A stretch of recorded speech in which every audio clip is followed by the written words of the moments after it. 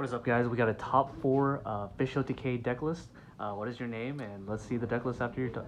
Hey, my name's Brian Gaither, playing Fish OTK. Broken. So, playing 3 Papa Fish, obviously the heart and soul of the deck. Holy moly. Are they all first dead? Or are they just first dead? Nah. I just think the one. The Italian one. The Italian one. 2 Oyster Meisters. 2 Fishborgs, and I played 2 Metabo. Not really a fan of Royal Swamp Eel. Doesn't really do much for the deck, and it only synchros with fish, which means you can only use it when you summon with Papa Fish, so it's 9 times out of 10 just dead. I see. Metabo is also not like stellar, but it opens up different plays for you. 1800 also. Absolutely. Do you ever use this effect to recycle fishes? Yeah, all the time. Okay. That's how you put Papa Fishes back, or just some of your Oyster Meisters and stuff. Sick. Then you obviously play the Frog Engine. Yeah. It's really standard. Can't go without it. And Did you do frog log all the time? Not that often. It was a couple times today. I beat the my hero matchup in top 8 by just dupe blocking him with a flip flop and a swap that I kept bouncing to my hand, and I poked him to death with 1500s because he kept drawing monsters. I think the flip flop is super strong. Yeah. But if you can't set it up that one turn, you just dump it when you substitute. You don't like playing a Unifrog, right? Unifrog's good. It's just the problem is the deck. The turns that you're gonna do it, I would rather just try to push. So there's no turn in this deck that I'm setting up Dupe Frog or with Unifrog. With Substitute, I mean, you can go Substitute, get Unifrog attack, but then if they blow that up, like, you can't cycle the rest of your frogs, and I think that's incredibly important. It's the only reason you play frogs, honestly, is just so you can mill 10 of your cards in one turn. I see. So, playing 2 Caius too. Neat. Is this normal? It's not normal, right? Some people splash like 1 extra tribute. I think Caius is the best card in the format, period. Yeah. Most used card for sure. Yeah, for sure. I mean, it's super strong. Pretty much deals with any problem that the deck has, like oppression. But realistically, it's 1, nobody really expects it when they're playing against this matchup, and 2, oh geez, I just blanked. It's okay. It's like almost it's 2 in the morning. 2 o'clock. Yeah, he's super strong. He deals with everything, and it's a good backup plan when after you like go off with Papa Fish. In the weird situations that you don't win with Papa Fish, this is a good backup to kill. That's what I did earlier. So I knocked my opponent like super down to, I think it was 1,000, and then he wiped my board. And then I was able to drop this and just take game from there. There you go. So Alternate Winter. Gores is Gores. You don't play any traps, so Gores is always live. He also gives you the 2 tributes for Papa Fish. Oh, yeah, that's true. Which is really good. For the so token, yeah, you get him in the token, and you tribute them both off, and then you summon the big fish. 3 Murray. Murray literally does everything this deck wants to do. Because you don't want to draw your fish, and you want to draw into your big fish or your back row destruction or something along those lines, and this does that for you. At absolute worst, it just thins your deck by 1, which, like I said before, that's really what you want to be doing, so you start seeing your big fish. Play 3 Enemy Controller, because Enemy Controller with Treeborn is insta big fish. You do that, you take their monster, you summon the big fish, and you just win. Play 2 Gold Sark. Gold Sark gets your last piece of the combo, whether that's Papa Fish or back row destruction. Heavy Storm or something. Trunade. Yeah, Trunade, Cold Wave, Giant, Heavy Storm. It's really whatever's best in that situation. When I was playing against heroes, I opened up both of these, and I think I literally grabbed Trunade and Brain Control. And it literally meant my opponent couldn't come out of the situation. 2 Pot of Avarice. This card's good. What I really like doing with it is if I go like combo off with Substitute, you end up leaving, you cycle everything, and then you'll play this, shuffle back 5 frogs, draw 2 cards, and then you just cycle everything again. So it's pretty strong. Yeah, Substitute that is like a +1 basically. Yeah, absolutely.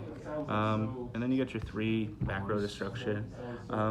And each of them are strong in different situations.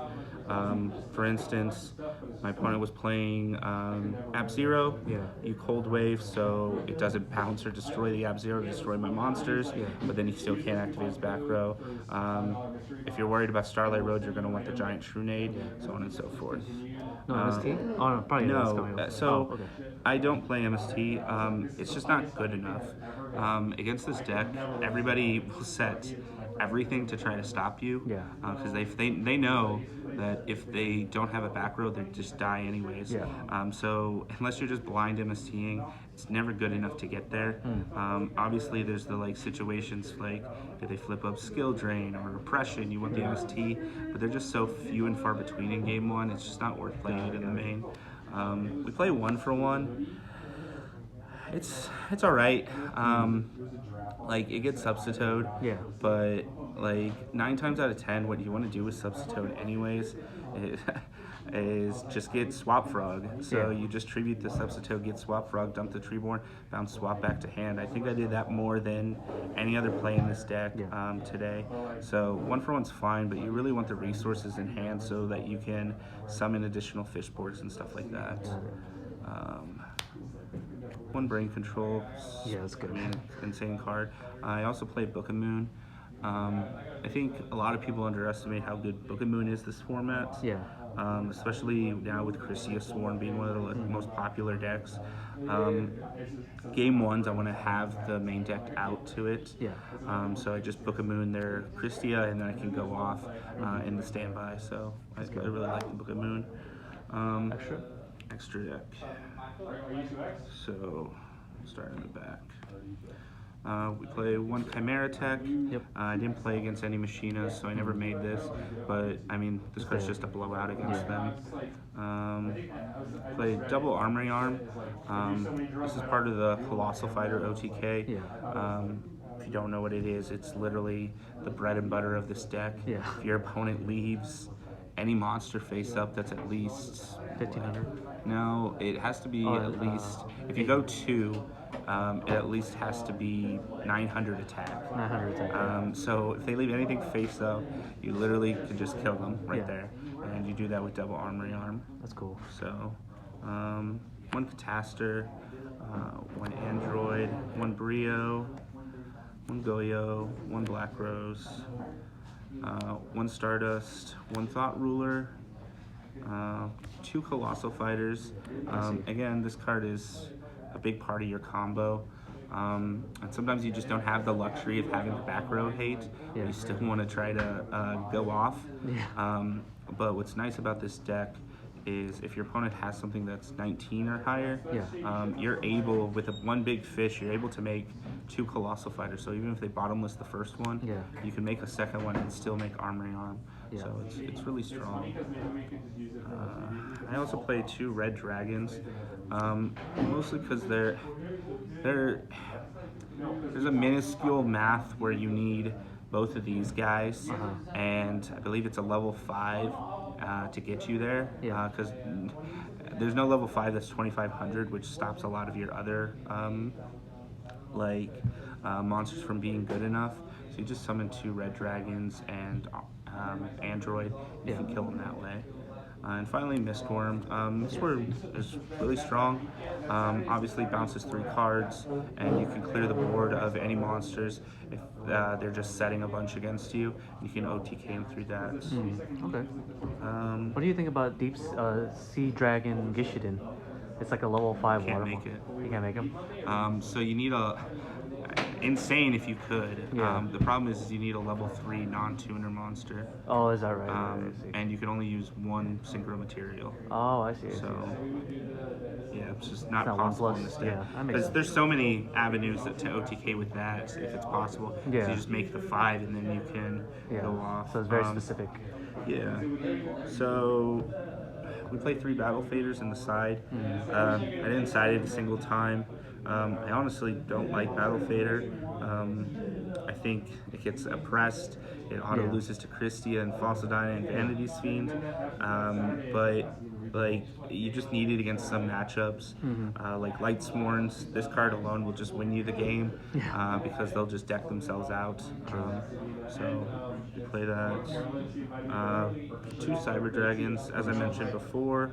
We play Cyber Dragons to just out the machines. 1 card, clear, however many monsters they have.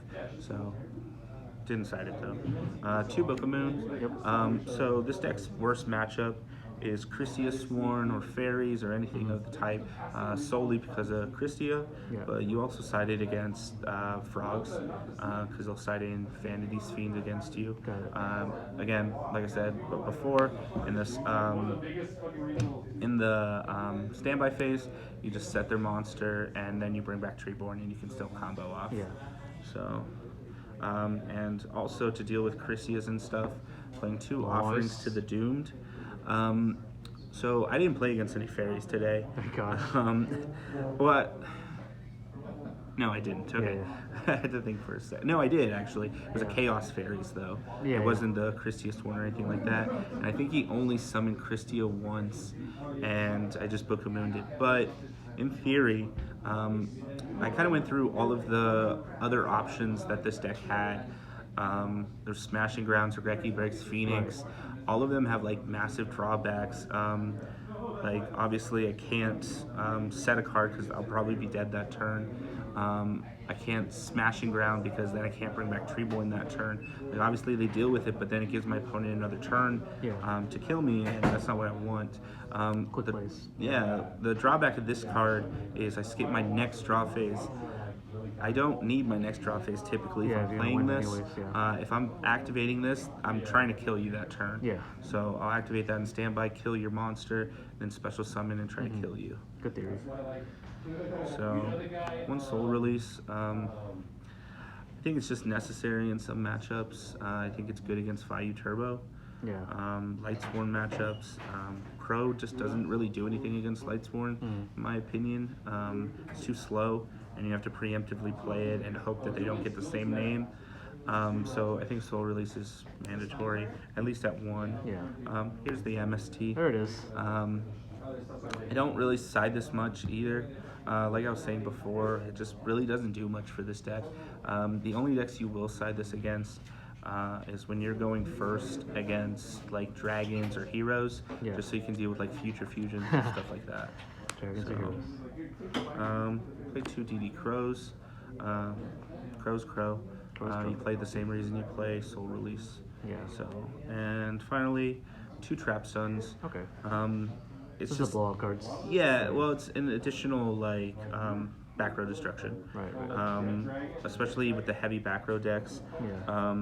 Like, and this also is just an absolute blowout against like Chain Burn and stuff like that. If anybody plays that. And it's good against oppression and stuff. So it's strong.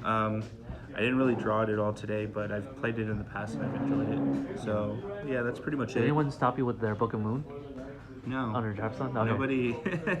Nobody played. I don't think anybody actually ever activated Book of Moon against me today. Granted, every time that I went to do my Big Fish play, I typically did it when I had like back row destruction, because it's pretty easy to set up. Because you are playing 3, so the chance of you opening up one of them is pretty high. So, but yeah. All right, cool. All right, thanks for the deck profile. Yeah, absolutely, man. Pleasure to have you. Yeah.